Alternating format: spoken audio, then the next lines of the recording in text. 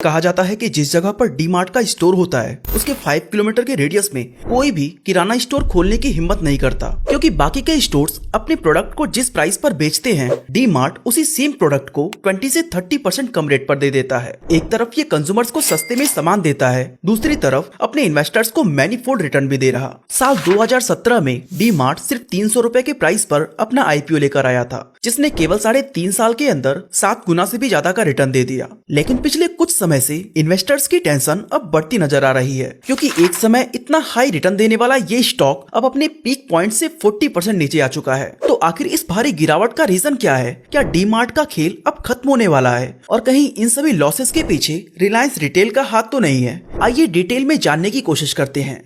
दोस्तों, D mart के downfall को समझने से पहले हमें इसके शुरुआती दिनों को जानना होगा कि ये अपने किस स्ट्रैटेजी से मार्केट में फेमस हुआ। डी मार्ट की शुरुआत राधाकिशन दमानी ने साल 2002 में की थी। आपको बता दें कि राधाकिशन दमानी एक बहुत ही जाने माने इन्वेस्टर हैं, जहां स्टॉक मार्केट के बिग बुल राकेश झुनझुनवाला इनसे एडवाइस लेते थे। कहते हैं कि अगर आप एक अच्छे इन्वेस्टर हो तो ये आपको अच्छा बिजनेसमैन बनने में हेल्प करता है। और ये चीज हम राधाकिशन दमानी की मार्केटिंग स्ट्रेटजी और डी मार्ट की अनएक्सपेक्टेड ग्रोथ से सीख भी सकते हैं। जब राधाकिशन दमानी अपना सुपरमार्केट खोलना चाहते थे तो उन्होंने इसके ऊपर खूब रिसर्च की, कई देशों की बड़ी बड़ी सुपरमार्केट चैन को एक्सप्लोर किया और समझना चाहा कि वहाँ के कंज्यूमर्स क्या चीज खरीदना ज्यादा पसंद करते हैं। उस दौरान उन्होंने नोटिस किया कि लोग डिस्काउंट वाली चीजों की तरफ ज्यादा अट्रैक्ट होते हैं, पर केवल डिस्काउंट देकर वो ग्रोथ की सीढ़ियां नहीं चढ़ सकते थे, क्योंकि उस समय पहले से ही फ्यूचर रिटेल ने अपना बिग बाजार ओपन कर रखा था जो अच्छे डिस्काउंट भी ऑफर कर रहा था। ऐसे में उनकी सुपरमार्केट में कोई क्यों ही जाता। तो अब राधाकिशन दमानी ने ये प्लान बनाया कि वो बाकी के सुपरमार्केट से भी ज्यादा डिस्काउंट देंगे,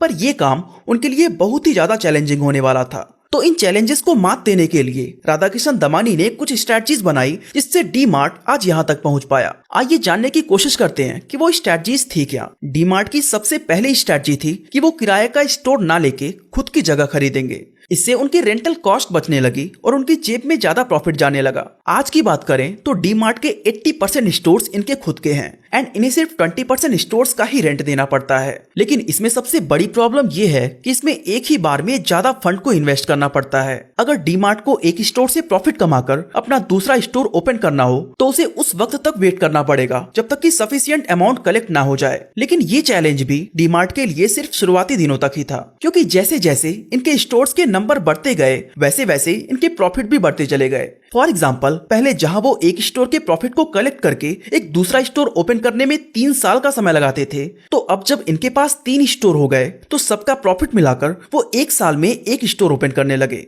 यानी शुरुआत इनकी भले ही स्लो थी, लेकिन बाद में डी मार्ट का एक्सपेंशन तेज हो गया। दोस्तों, चाहे डी मार्ट हो या कोई और सुपरमार्केट, ये एक बहुत ही कमाल की स्ट्रेटजी पर काम करते हैं जो है स्लॉटिंग फीस। आप जो भी प्रोडक्ट सुपरमार्केट में देखते हैं उन प्रोडक्ट को उस जगह पर रखने के लिए कंपनीज को एक स्लॉटिंग फीस चुकानी पड़ती है। इसे आप उस प्रोडक्ट का एंट्री फीस या किराया भी मान सकते हैं। अब ऐसा इसलिए क्योंकि सुपरमार्केट में डेली हजारों की संख्या में कस्टमर्स आते हैं, तो ऐसे में हर कंपनी चाहेगी कि उसका प्रोडक्ट लोगों के नजर में आए और ज्यादा से ज्यादा लोग उसे खरीद सकें। एक तरह से कह सकते हैं कि ये कंपनीज की मजबूरी होती है कि वो अपने प्रोडक्ट को वहां पर प्लेस करने के लिए डी मार्ट या इस जैसे बाकी सुपरमार्केट को स्लॉटिंग फीस के नाम पर एक भारी रकम चुकाती है। अब बहुत से लोगों के मन में सवाल आता है कि डी मार्ट MRP से 20 से 30% डिस्काउंट देकर भी प्रॉफिटेबल बिजनेस कैसे बना हुआ है। तो आपको बता दें, इसके पीछे इसी स्लॉटिंग फीस का कमाल है। इसको हम एक एग्जांपल के थ्रू समझते हैं। मान लो आपकी एक बिस्किट की कंपनी है और आप अपना बिस्किट डी मार्ट में बेचना चाहते हैं। ऐसा करने के लिए आपको डी मार्ट को स्लॉटिंग फीस देनी होगी। अब डी मार्ट क्या करेगा कि वो स्लॉटिंग फीस के पैसों को डिस्काउंट में बदल देगा और आपके बिस्किट को हैवी डिस्काउंट पर सेल करेगा। एंड इसी स्ट्रेटजी से D mart future retail, Reliance या दूसरी सुपरमार्केट चैन से ज्यादा सस्ते में अपने प्रोडक्ट को सेल कर पाता है। अब डिस्काउंट तो ये लोग भी देते हैं, लेकिन इन्हें शॉप का रेंट एंड और भी कई तरह के खर्च की वजह से ये डी मार्ट से कॉम्पीट नहीं कर पाते। ऐसे कई सुपरमार्केट्स हैं जो एक साल में बड़ा रेवेन्यू तो जनरेट करती हैं, लेकिन अगर हम उनकी एनुअल रिपोर्ट पर नजर डालें तो उनके एक्सपेंसेस इतने ज्यादा होते हैं कि प्रॉफिट बहुत ही कम बचता है। लेकिन डी मार्ट ने हमेशा ही अपने एक्सपेंसेस को कम रखा है। आप कभी भी उनके स्टोर्स को लग्जरी डेकोरेशंस के साथ नहीं देखेंगे। एक साफ सुथरी जगह होगी जहाँ चीजों से भरे हुए रैक्स नजर आएंगे। इसके अलावा आपके आसपास बहुत बहुत सारे स्टाफ्स भी नहीं होंगे। स्टोर्स में लाइटिंग भी डिसेंट सी होगी ताकि आप आराम से प्रोडक्ट को देख सकें या उस पर लिखी हुई चीजों को पढ़ सकें। वहीं अगर आप रिलायंस रिटेल या बिग बाजार को देखेंगे तो वहाँ बेहतरीन लाइटिंग, सलीके से सजे हुए प्रोडक्ट्स और काफी वॉकिंग स्पेस दिखेगा जो इनके खर्चों को बढ़ा देता है। डी मार्ट का मेन फोकस है आपको कम प्राइस पर प्रोडक्ट्स को अवेलेबल कराना, ना कि स्टोर में एक लग्जरी एक्सपीरियंस देना। और जब लोगों को एमआरपी से कम प्राइस पर चीजें मिलती हैं तो वो उसे बल्क में खरीदना ज्यादा पसंद करते हैं। एंड इस तरह डी मार्ट ह्यूज वॉल्यूम में प्रोडक्ट को सेल कर पाता है। अब एक तरफ ऑपरेशनल कॉस्ट काफी कम हो गया, ऊपर से ज्यादा क्वांटिटी में प्रोडक्ट सेल हो रहा, जो डी मार्ट के लिए अपने कॉम्पिटिटर्स से ऊपर रहने और उनसे ज्यादा प्रॉफिट कमाने का हमेशा ही एक बड़ा रीजन रहा है। अगर हम फाइनेंशियल ईयर 2014-15 की रिपोर्ट देखें तो डी मार्ट के सबसे बड़े कॉम्पिटिटर फ्यूचर रिटेल ने जहां 153 करोड़ रुपए का प्रॉफिट कमाया, वहीं रिलायंस रिटेल ने 159 करोड़ रुपए का। लेकिन उसी दौरान डी मार्ट का प्रॉफिट था 211 करोड़ रुपए। लेकिन दोस्तों पिछले 1-1.5 साल से डी मार्ट की हालत अब बिगड़ती नजर आ रही है, क्योंकि अक्टूबर 2021 में जहां इसका शेयर प्राइस 5,900 रुपए था, अब वो गिर के 3900 रुपए पर आ गया है। लेकिन हमेशा से एक अच्छा रिटर्न देने वाली इस प्रॉफिटेबल कंपनी के साथ आखिर ऐसा क्या हुआ कि इसका शेयर प्राइस इतनी तेजी से नीचे आ रहा है? आइए इसके पीछे के असली वजह को समझते हैं। दोस्तों डी मार्ट का सबसे बड़ा कॉम्पिटिटर था फ्यूचर रिटेल, जिसकी शुरुआत 2002 में हुई थी और डायरेक्टली या इनडायरेक्टली तब यही दोनों आपस में एक दूसरे को कॉम्पीट कर रहे थे। लेकिन 2006 में रिलायंस रिटेल की शुरुआत होती है एंड तब से डी मार्ट का कंपटीशन और भी ज्यादा हाई हो गया। लेकिन तब इसका असर कभी भी इसकी सेल्स या प्रॉफिट पर नहीं पड़ा, बल्कि वो साल दर साल खुद को एक्सपैंड करता गया। मगर पिछले 4 से 5 सालों में मुकेश अंबानी का मेन फोकस रिलायंस रिटेल पर ही रहा है, क्योंकि वो एफएमसीजी मार्केट में अपनी पकड़ को मजबूत बनाना चाहते हैं। यही रीजन है कि जहां रिलायंस रिटेल का रेवेन्यू 2022 में 1.99 लाख करोड़ रुपए था, वो 2023 में 2.6 लाख करोड़ हो गया, जो 30% का इंक्रीज था। और अगर हम इसके रेवेन्यू को डी मार्ट से कंपेयर करें तो ये 5 गुना ज्यादा है। इसके अलावा बात करें एक्सपेंशन की तो वो भी रिलायंस रिटेल के फेवर में जाता है, क्योंकि इन्होंने 2006 में एक स्टोर से शुरुआत की थी और आज इनके पास 3300 से भी ज्यादा स्टोर्स हैं। वहीं डी मार्ट के पास अभी भी केवल 324 स्टोर्स हैं। ये एक्सपेंशन कहीं ना कहीं डी मार्ट पर इम्पैक्ट डाल रहा है। लेकिन एक और चीज जिससे इसको कंपटीशन का सामना करना पड़ रहा है वो है ऑनलाइन ई कॉमर्स प्लेटफॉर्म।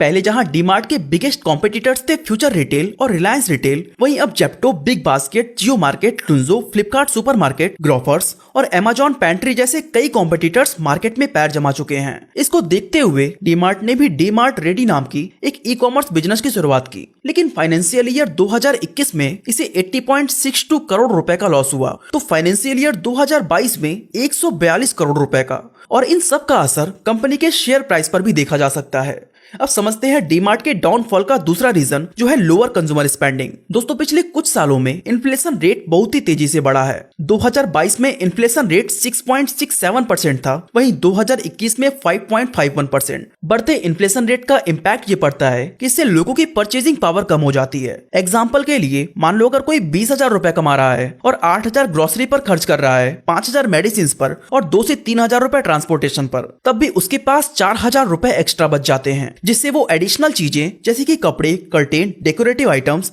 या कोई भी ऐसी चीज खरीद सकता है जिसकी उसे बहुत ज्यादा जरूरत ना हो। लेकिन जब महंगाई बढ़ जाती है तो ग्रोसरी पर 8,000 की जगह 10,000 और मेडिसिन पर 5 की जगह 8,000 खर्च होने लगते हैं। तो लोगों के पास इतने पैसे ही नहीं बचते कि वो एडिशनल चीजों को खरीदने के बारे में सोचे। एंड इस चीज का सीधा इम्पैक्ट पड़ा डी मार्ट पर। इसके जनरल मर्चेंडाइज और अपैरल सेगमेंट, जिसमें टॉयज, क्रॉकरी और गारमेंट्स जैसे प्रोडक्ट्स आते हैं, जिससे डी मार्ट लगभग 23% रेवेन्यू जनरेट करता था, उसकी सेल अब बहुत ही ज्यादा कम हो गई है। और लोअर कंज्यूमर स्पेंडिंग की वजह से कंपनी के प्रॉफिट पर काफी इम्पैक्ट पड़ रहा है। बात करें डी मार्ट के डाउनफॉल की तीसरी सबसे बड़ी वजह की, तो वो है लो मार्जिन। दोस्तों इन्फ्लेशन का कोई खास इम्पैक्ट ग्रोसरी आइटम्स पर नहीं पड़ता है, क्योंकि लोग राइस, ऑयल, स्पाइसेस या कोई भी प्रोडक्ट जिसे वो डेली कंज्यूम करते हैं उसे तो खरीदेंगे ही, क्योंकि ये एसेंशियल प्रोडक्ट्स के कैटेगरी में आते हैं। पर डी मार्ट के साथ प्रॉब्लम ये है कि इन सारे प्रोडक्ट्स पर उसे बहुत ही कम मार्जिन रिसीव होता है, वहीं नॉन एसेंशियल प्रोडक्ट्स पर इसे ज्यादा मार्जिन रिसीव होता है। इसलिए अगर ग्रोसरी पर ज्यादा मार्जिन नहीं मिल रहा तो नॉन एसेंशियल आइटम से मिलने वाला मार्जिन प्रॉफिट को मेंटेन करके रखता है।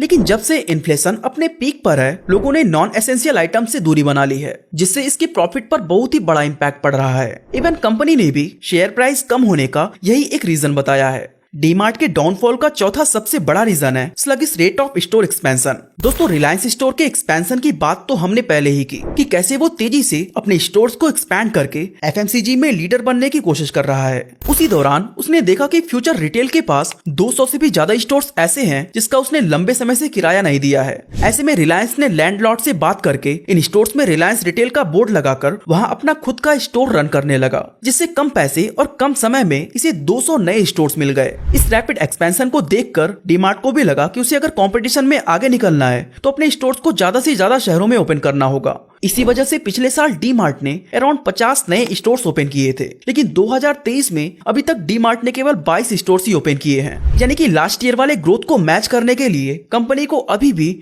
28 स्टोर्स ऐड करने होंगे। लेकिन जिस तरह हर क्वार्टर में इनके नए स्टोर्स की संख्या डिक्लाइन होती जा रही है, उसको देखकर ये नहीं लगता कि कंपनी इस गोल को अचीव कर पाएगी। खैर, हमारे लिए ये जानना भी जरूरी है कि आखिर इन स्टोर्स का एक्सपेंशन इतना स्लो क्यों हो गया है। तो इसका सबसे पहला रीजन है फंड की कमी और दूसरा रीजन है रियल एस्टेट के बढ़ते प्राइस। जैसा कि हमने डिस्कस किया था कि डीमार्ट अपना स्टोर खुद की प्रॉपर्टी पर ओपन करता है। ऐसे में मैनेजमेंट का कहना है कि रियल एस्टेट के बढ़ते प्राइस की वजह से वो तेजी से अपने स्टोर्स को एक्सपैंड नहीं कर पा रहे।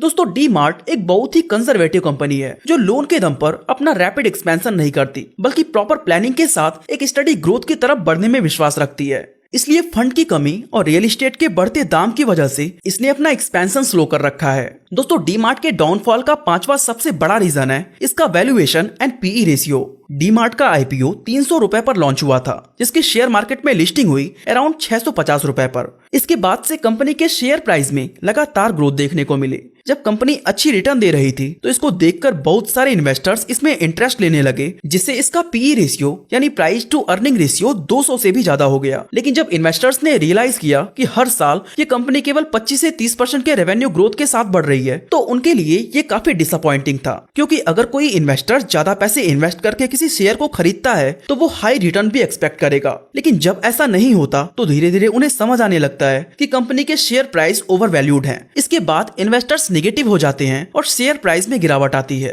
अब यहाँ तक तो बात हुई उन रीजंस की जिनकी वजह से डीमार्ट के शेयर प्राइस में गिरावट आ रहे हैं। लेकिन क्या अभी भी पॉसिबिलिटी है कि कंपनी फिर से पहले जैसी प्रॉफिटेबल बन सके? जी हाँ, बिल्कुल है। और इसका सबसे पहला तरीका है एक्सपेंशन। अगर आप नोटिस करेंगे तो डीमार्ट के ज्यादातर स्टोर्स किसी स्पेसिफिक एरिया तक ही लिमिटेड हैं। फॉर एग्जांपल, मुंबई में इसके 55 स्टोर्स हैं तो दिल्ली में 12। लेकिन एनसीआर, जहां इसे एक बड़ा कंज्यूमर बेस मिल सकता है, वहां इनके एक भी स्टोर्स नहीं मौजूद हैं। ऐसा शुरुआत से ही देखा गया है कि डीमार्ट अपने आसपास के एरियाज में ही ज्यादा फोकस्ड रहता है और ऐसे कई सिटीज में अभी तक पहुंचा ही नहीं जहां इसे बड़ा कस्टमर बेस मिल सकता है। वहीं रिलायंस रिटेल की बात करें तो वो इसके बाद में आया, लेकिन ऑनलाइन हो या ऑफलाइन वो हर जगह अपना स्ट्रॉन्ग प्रेजेंस बना लिया। जबकि डीमार्ट का ऑनलाइन प्रेजेंस अभी भी बहुत ज्यादा वीक है और उस पर ज्यादा काम करने की जरूरत है। दोस्तों, रिलायंस की बिजनेस स्ट्रेटजी मैक्सिमम टाइम यही रहती है कि वो भारी डिस्काउंट देकर एक बड़ा कंज्यूमर बेस बनाता है और जब वो इसमें कामयाब हो जाता है तो प्राइस को इंक्रीज कर देता है। जबकि डीमार्ट के साथ ऐसा नहीं है, इनके प्राइस अभी तक वैसे ही हैं जैसे पहले थे। इसलिए आगे चलकर हो सकता है कि डीमार्ट फिर से पटरी पर आ जाए। इसके अलावा जेप्टो, ग्रोफर्स और जोमेटो भी पहले से ही लॉस में हैं। ऐसे में ये कंपनीज ज्यादा समय तक डिस्काउंट अफोर्ड नहीं कर सकती और ये डीमार्ट के लिए एक प्लस पॉइंट हो सकता है। वैसे दोस्तों, आपको क्या लगता है, क्या डीमार्ट पहले जैसे कमबैक कर पाएगा या नहीं? अपना ओपिनियन हमें कमेंट करके जरूर बताएं। इसी तरह अगर आप जानना चाहते हैं कि एप्पल कंपनी कैसे दुनिया को बेवकूफ बनाती है तो आई बटन पे क्लिक करके वीडियो को देख सकते हैं। बाकी आज के लिए बस इतना ही।